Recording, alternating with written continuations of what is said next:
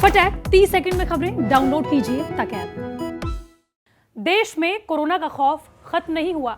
एक दिन में कोरोना के 3,17,000 केस रिकॉर्ड किए गए। ठीक एक दिन पहले ही कोरोना के 2,82,000 मामले दर्ज किए गए। वहीं पॉजिटिविटी रेट भी 16% के ऊपर पहुंच गया है, यानी कि 100 लोगों में 16 लोग कोरोना संक्रमित पाए जा रहे हैं। यही नहीं, America, Brazil, New Zealand, France, Germany में भी कोरोना कम होने का नाम नहीं ले रहा, बल्कि हर दिन एक नया रिकॉर्ड कायम कर रहा है। लेकिन इसी बीच कोरोना की लहर से जूझ रहे ब्रिटेन में कोरोना के खिलाफ तमाम प्रतिबंधों को खत्म करने का फैसला लिया है। यहां तक कि ब्रिटेन ने मास्क पहनने की अनिवार्यता को भी खत्म करने का फैसला लिया है। The Prime Minister announced, thanks to the progress that we've all made, we will be lifting the Plan B measures and returning to our original Plan A. नमस्कार, मैं हूं आपके साथ श्रेया बहुगुणा और आप देख रहे हैं न्यूज तक। ब्रिटेन के प्रधानमंत्री बोरिस जॉनसन ने बीते 19 जनवरी को देश में अनिवार्य रूप से मास्क पहनने समेत तमाम तरह की बंदिशों को हटाने का ऐलान किया है। पीएम जॉनसन ने कहा कि हमारे वैज्ञानिकों का मानना है कि देश में कोरोना के नए वेरिएंट ओमिक्रॉन की लहर का पीक आ चुका है। ऐसे में अब सरकार की तरफ से मास्क पहनने जैसे कोरोना के खिलाफ तमाम उपायों को समाप्त किया जा रहा है। 27 जनवरी से ब्रिटेन में कोरोना के खिलाफ तमाम बंदिशें खत्म हो रही हैं।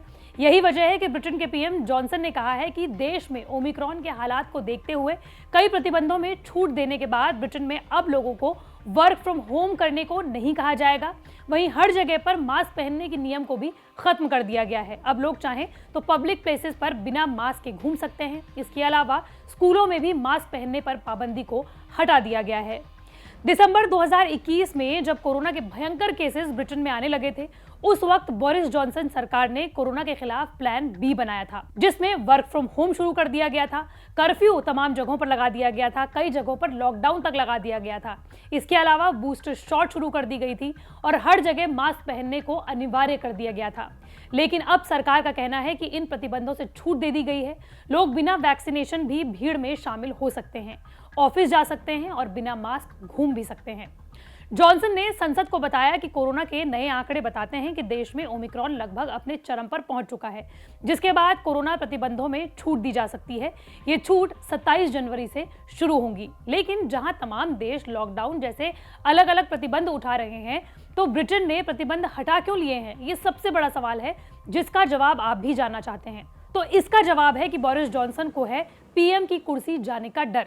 क्यों? दरअसल जब ब्रिटेन समेत पूरी दुनिया में मई 2020 में लॉकडाउन था, उस वक्त पीएम ने अपने ऑफिस में यानी कि 10 डाउनिंग स्ट्रीट में एक पार्टी रखी, जिसमें स्टाफ को अपनी अपनी शराब ले जाने के लिए कहा। लेकिन जब जॉनसन अपनी ही पार्टी के सवालों से घिर गए तो उन्होंने कहा कि ये एक वर्क इवेंट था। लेकिन ब्रिटेन में लगे इन प्रतिबंधों को उनकी ही कंजर्वेटिव पार्टी के सहयोगी सार्वजनिक स्वतंत्रता पर अंकुश करार दे रहे थे।